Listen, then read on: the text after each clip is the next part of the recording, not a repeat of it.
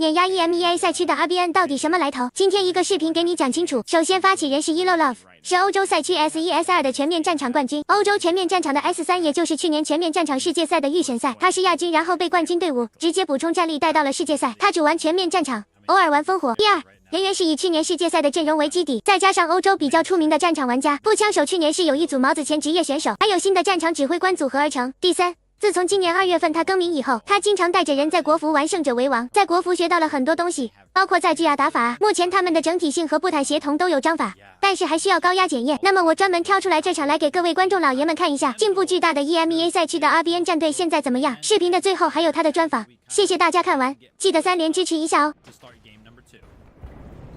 Here we go. The boat storming the beaches. Let's get after it, folks. Reborn on the attack. You can see their heli in the sky on the far left-hand side. And the boat's swarming in. A couple going to stay outside of the map, which is our classic pro format. And the others going to go rushing forward. And let's see what value we can get for them. Immediately, the big boys targeting the helicopter, as our helicopter is elected for a different strategy. Instead of hiding behind the mountain, we're going to take way up into the sky and take a very aggressive approach. Let's see if it pays off for him. Yeah, immediately attacking this vehicle here. Ranger is actually going to be under incredible fire right now. He's trying to look up but cannot find the vertical view needed to actually get the helicopter in his view sights, and I can't lie, an early takedown of a vehicle from the skies, from the side of Reborn. Again, something that I don't think we have ever seen before. An aggressive helicopter. Usually these things, they try to sit off in the distance, try to stay alive, try to avoid those vehicles, but instead just going right at it, attacking the problem at its root. Great strategy from Reborn right now, and it works out. Yeah, I'm going to be honest, that kill feed was all red, which is now Reborn. They swapped sides, so if you see red, that's the attacking side. Big boy's in a bit of trouble. And this aggressive playstyle from the heli that you're talking about, Vivid, there's really only two ways to play. You can either play extremely defensive and just shell from a distance and hopefully just drag the aggro of the tanks. Here's the other play. If you can take one out early, you can play directly vertical over the tank. This team knows how to play this flawlessly. They've done this before. Get directly over the top of the tank, and if you can't get your team to turn around with Allure rockets or at the very least some AT4s to shoot up in the sky to make this thing move, you get a free kill on the tank. The tank can't point vertically. It can't directly shoot above it. Very well executed, aggressive play in the helicopter. Reborn with a very strong start. It seems so obvious when we see it for the first time. It's like, oh my god, yeah, just fly above the vehicle. It can't look directly above and shoot it down, right? Like, why have we not seen that before? I mean, I'm sure there's some counter strategies that some of our teams have prepared for something like that, but take a look towards Sector A right now. It's all red. It's just all red. Yeah, I think the key thing is that unfortunately, big boys just weren't ready for the aggressive push, so they didn't get the comms out fast enough that, hey, not only is one of our vehicles under trouble, like, the tank had to roll out and take shots at the heli immediately, but also the skybox for Ascension is so high that if you go this far up, it is so dang difficult to hit the helicopter. So as long as you can get way up on high and go directly vertical over the lab first, they got the AA down first. The tank is a lot easier than the AA vehicle. So watch out for that. If we do see the defense pick up another lab here going into point B, that heli could go down quickly if they're not aware of it immediately. But if I'm paying attention, Reborn looking at this map, I think they're going to be aware for any strategy that the big boys throw down as they immediately cap A and are pushing it with max lives into B. Yeah, blinking, you might have missed it there. Feels like we just started the map. That's because we did 2 minutes ago, and already Sector A has fallen. Just, you know, sometimes that's why Sector A often feels like a gimme, because some of our teams are just so good at attacking it, right? They just absolutely steamrolled through the defensive side of things there. So now they have the momentum. They have the vehicle economy on the side of the attacking thing. And I mean, think about it for the defensive side. Usually going into B, the attacking side is very rare for them to maintain that helicopter. But now the side of Reborn, they got to be feeling good, right? They got to be feeling confident. They're going to have access to so many vehicles pushing towards B. Jig still the commander here for Reborn. Traditionally plays inside of what I call the big tank. When we playing the backside nice and slow here. They've already got some momentum. Again, it doesn't matter if they capture more. There is some moments where they can earn some advantages if we go to map 5, but it doesn't really matter if they capture more. They gotta win the map for it to matter at all. So this is a nice nail in the coffin as they're immediately putting A, but that is the first nail of many nails that need to be thrown in this coffin to actually shut Big Boys out early in this competition on an Ascension. Big Boys, of course, turning their focus towards that helicopter, trying to go ahead and handle it. If you take a look on the extreme backside of B2 over there, right, you will see that there is a vehicle alive for the side of Big Boys, but it's kind of tucked away. It's actually in a little bit of a cave that has an elevator at the bottom of it. Now, why that vehicle is sitting back there is because they're just trying to keep it alive, right? This is going to be Architect back here, and they basically do not want to invest the HP of this vehicle at all towards B. They want to actually save this for the following sector. So it kind of feels like they're conceding B in a way, but they just know that this tank will find a lot more value defending the next sector than it will find here. So they're kind of just saving it. They don't want to put it in harm's way at all, which is why it's playing that extremely passive approach. Yeah, it also has the wire-guided missiles, so it can actually basically like shoulder peek that wall with its missiles and then guide it towards where the tank was, so it could see some value. But again, can we just look at the kill feed? It's all Reborn all day, man. You see Yuzbishka on the ground picking up kills, but Dobrich in the skies just getting insane value out of this helicopter. A huge shout out to Dobrich in Heli and the whole Heli crew for this Reborn roster. They're getting so much more value than what Big Boys was able to find on the attack, that it is opening up this map. Because you got to remember, even if you don't find kills with the heli, just being a nuisance on the map and drawing aggro allows the people on the ground to make big pushes. In warfare, in the esports side of warfare, you need all of these micro advantages to stack up on top of each other, and that's how you gain a ton of ground and a ton of value on the map. And Reborn's doing that perfectly as they find B1 nice and easily, and they're rallying for B2. Absolutely. Another cool thing about warfare is that some of the maps do have some dynamic buildings, right? They can be destroyed. B2 is going to be one of those buildings that can find itself absolutely flattened. So you can see some of our tanks from the side of Reborn are actually going to be focusing their missiles towards this building to go ahead and destroy it, make it a little bit easier for them to go ahead and approach, because if the building's destroyed, then the defenders don't really have anything to kind of hide behind. So make them for easy pickings. And, you know, once again, the vehicle economy for the side of Reborn just looks so good. The urgent redeployment for Big Boys is going to be coming in, but it might be just a little too late.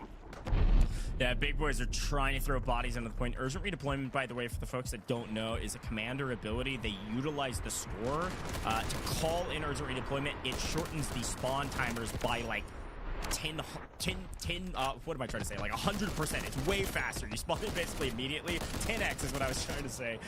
Almost immediate spawns back in, so you can get boots on the ground way faster, especially with the longer respawn times of Victory Night. It's extremely useful.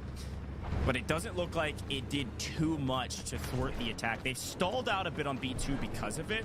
But here comes Rick from Reborn getting insanely aggressive, trying to take down these vehicles. An extremely aggressive a play that's actually paying off. Our tank inside that was shooting the wire-guided missiles goes down. Reborn is reading Big Boys like a book. They don't even capture B2. They stall out because they wanted to stall out. They did not want Big Boys to have any chance for a vehicle going into the C sectors up on high, and they rotate early to try to get aggressive. What a play. Oh my gosh, and there's actually some members of Reborn that are already taking the zip all the way up, and B2 hasn't even been captured yet. They're trying to get a very early foothold up here. Obviously, that's going to be thwarted quite quickly, but the opportunity for them was there, right? Kind of having a heads-up play, knowing that, hey, listen, they're going to have to go ahead and start playing on that C sector, right? And yeah, I mean, we've seen it before, Goj, where we have seen teams attack those vehicles that try to hide away, but I mean, that just seems clinical. Yeah, again, this is a team that scrimmed this map 1,000 times. They know that if they just cap that point and let both of those vehicles take the elevator at the bottom, one, they couldn't take the elevator. They have to wait like a minute and a half by the time it gets all the way down there, it feels like. And then 2, the defense actually has vehicles set up onto the C sector. This is what I'm talking about with Ascension being a momentum-based map. You have to carry your momentum forward, and what Reborn was able to do that time was carry the momentum forward before they even captured the second point of the B sector, so they could go and C with every advantage they can get their hands on. Very well executed. But we're going to kind of get this little bit of a stalemate here between the attack and the defense towards this initial little bit of a hold here. As you can see, there's a giant choke point that the defense has that definitely favors them. I'm not entirely sure of the exact timing, but the attacking side does have to wait a little bit of time before they actually have access to that vehicle elevator. Now, once their vehicles are able to go ahead and take that elevator up and start to get into the action, then that first little chokehold right there falls pretty quickly from the side of the defense. So early on here, we're going to see big boys have a lot of control over this initial choke point, like I mentioned, but eventually Reborn is going to be able to have their vehicles come up through that elevator and attack from the side. Engaging! That's a good shout. Good setup here for the defense. We'll see if the stone wall that they set up holds for long enough. We've got an attacker vehicle right on the outside that's going to actually find a lot of value through the door, picking up at least death. As a look at the map, this is what the defense is doing for the setup. We do see a flank setting up for the attackers. And Vivid, I think you called this out right before we got into this map, so I want to give you the shout on that. Watch out for that helicopter as well. They can use that helicopter as a spawn point and theoretically drop in the backside of some of these points to open up some room for the front side to actually push through. Thin the herd, thin the numbers out of the defense from the back if you're able to get the flank going, and then you can push in through the front door. And an incredibly well-designed little area here, right? It does seem like you're entirely encased in this cave, but there are actually some openings that are featured on the top of it that do have direct access into the flank of this defense. So, you know, yeah, like Goes mentioned, kind of pay attention to see if that does come to fruition, but a little bit of an early push towards some of the sectors over here. But again, it's going to be all about just kind of waiting, seeing what value you can kind of find before the attack does have access to this vehicle on their side, and a big push kind of comes in from the side of Reborn. Gonna full send in here. This is gonna open things up, thin the herd a little bit, and allow some of the folks to start pushing in through the front door. A great job from the big boys to pick up a lot of those revives, if not all of them, but unfortunately Voltaire will get cut down, and the defense are gonna have to back off. What a push from this team.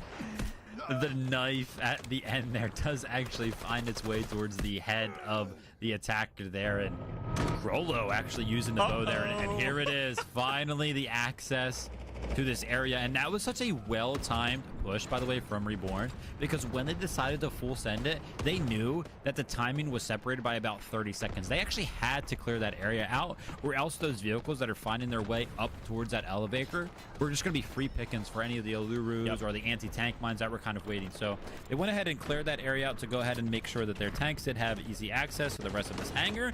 And as soon as the tanks kind of join the fray here, look at C1, look at C2. They are both simultaneously getting captured right now from the side of Reborn. Yeah, such a good shout. Perfectly timed, well executed, well communicated. They've repped this 1,000 times. We don't actually make a push in. We don't sack one of our light vehicles for the first push until our tanks are ready coming up to the elevator. Well executed, and because of that, look at this. John the Bomb is reaping the rewards of it. That's 3 going down via John the Bomb, and big boys are in deep trouble right now.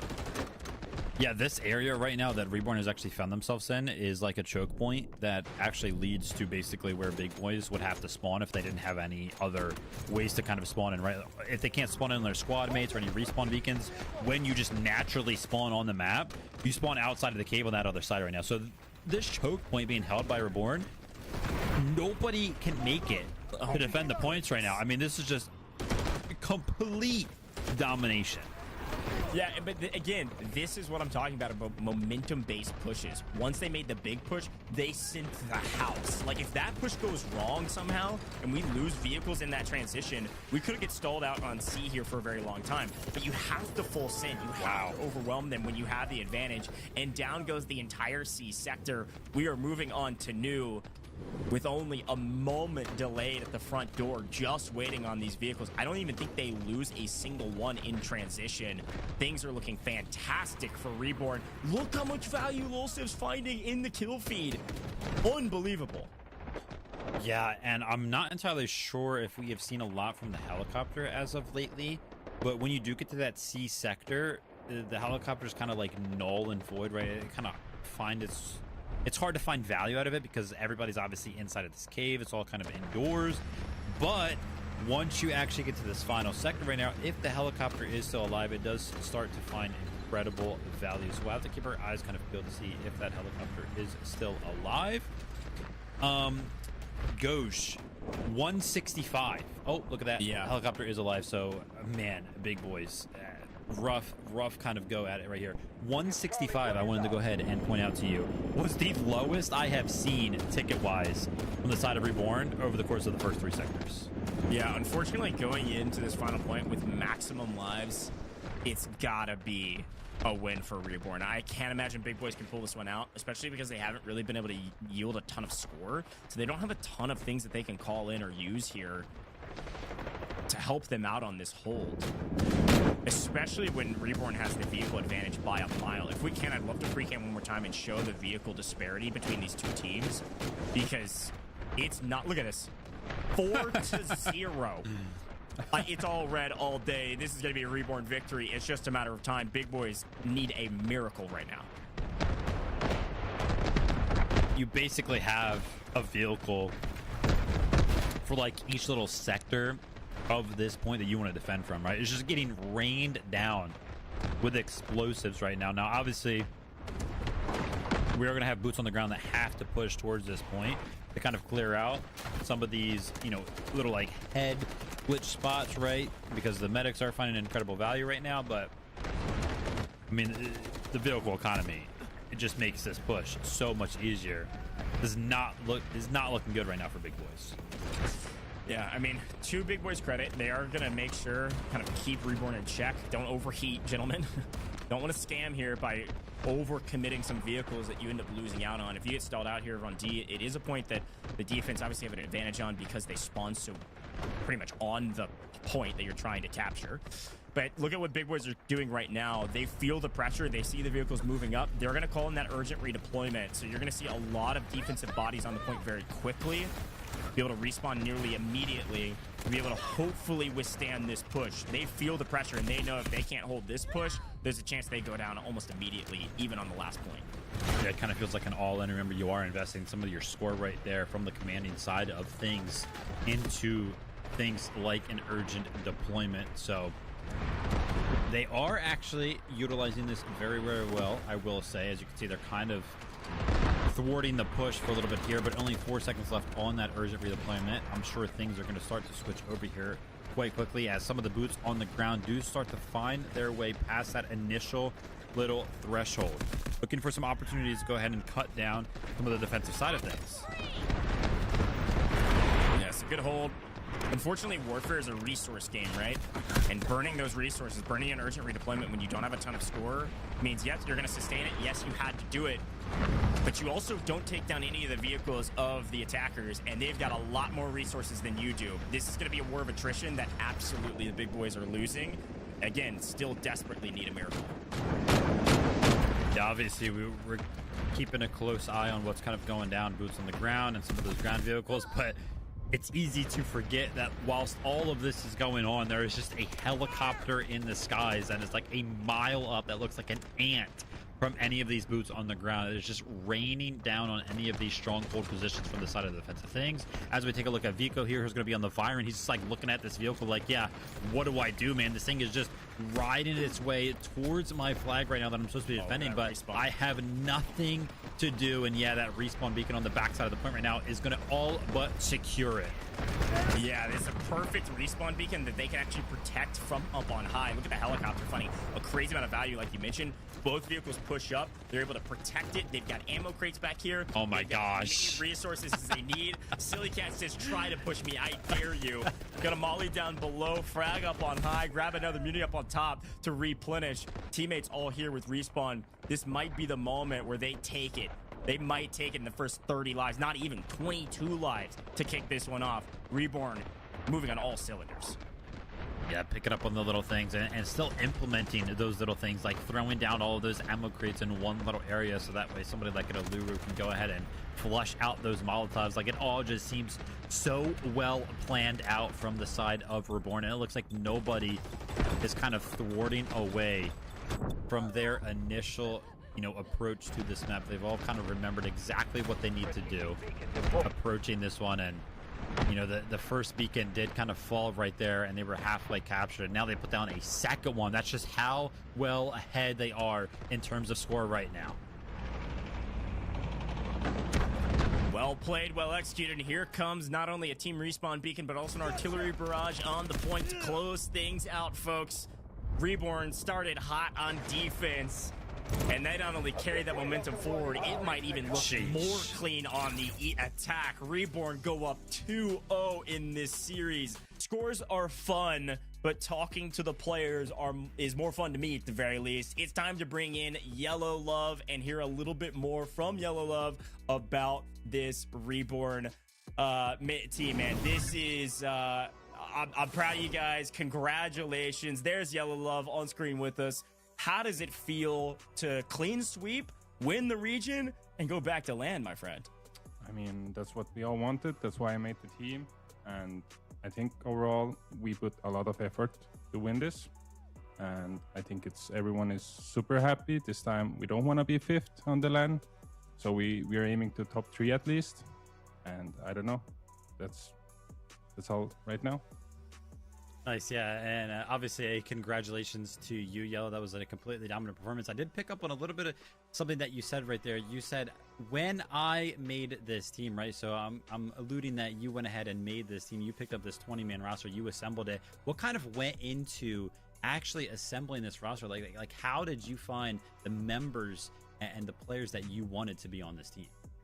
Well, I've been playing this game for a year, so I kind of know I have the connections, basically, and I took best part from Europe, best part from Russia's side, I guess, and just make sure that everyone can play together. That was my main point, to make sure that everyone can play together, and like the communication plus the commander, Chill, or Jinx, he's super good at everything he does right now. Yeah, I will say your commander is fantastic, and I do want to give you a shout, Yellow Love, because you got pulled over to that No Mercy roster that did go to LAN last time, right? Yeah. And so you have a piece of that roster with you. How many members of the folks that were on LAN do you know? How many of those players are you keeping versus the roster that you have now? It's about probably half, to be honest, 10 people. Because I took the best people from the LAN as well. It's at the end, it's competition. Last LAN was more like a friend group going there to play, but this time it's like fully focused on competition and trying to win and do our best. So yeah, agreed. Me and Go just keep going back and forth online. We're like, yeah, attack side, defense side. From a player's perspective and somebody who kind of assembled a team, what do you kind of feel about the differences between the attacking side and the defensive side? Do you kind of feel like it doesn't really matter? Do you feel like you kind of favor one? Do you feel like you have more strategies on one side or the other? Like, what do you think about the difference in sides? I think for us defense is easier because first of the vehicle, we are a lot focused on vehicles because that's how other regions play.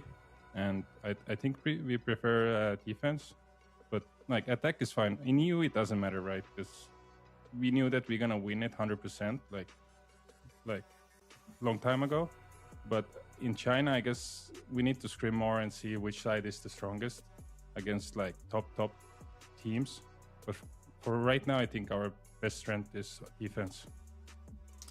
Well, if your best side's defense, your attack still looks pretty dang good, man. Your average attack time was like 17 minutes through groups, and today it was like about the same. Really fast wins, and obviously momentum is a key difference in that. Last question for you. I know there's folks wondering, what do you think Reborn's best map is right now? I know it may change before China. You're going to scrim a lot. What do you think your best map is? To be honest, I think our best map, probably Ascension. If the heli stays alive, then it's our best map. If the heli stays alive, we win. Dude, big shout out to your helicopter operator. That was a crazy start. Well, final words from you, man. You can address your fans, you can address your friends, you can address your team. Anything else you want to say on the broadcast before we let you go and go celebrate with the team? Yeah, I appreciate my team. Thank you, everyone. 20 players to put together and play the finals is crazy, and I really appreciate the people, the viewers right now. It's crazy. It's like I'm 31 years old. It's my dream, so I can go LAN again. And yeah, I appreciate everyone who took part of this tournament, enemy teams as well. Like, it's crazy that we have 6 teams this time. Last time it was 2 teams. So I hope to see better performance from you next time when there is a LAN. Until then, thank you everyone for amazing tournament. Thank you so much, Yellow. Very well executed on the on everything, on gameplay, on the interview. Man knows ball, and you can tell he loves this game. There is nothing like Warfare out there right now with the way it's being played. He was so right. He was like, it's hard to bring together a full roster of 20 players, let alone their 5 subs and I think a coach that they may have on the back end. Like, this is unreal to be able to pull this together and be this diligent and well executed at every stage. Even in the interview, the guy knows ball. Like, really cool stuff.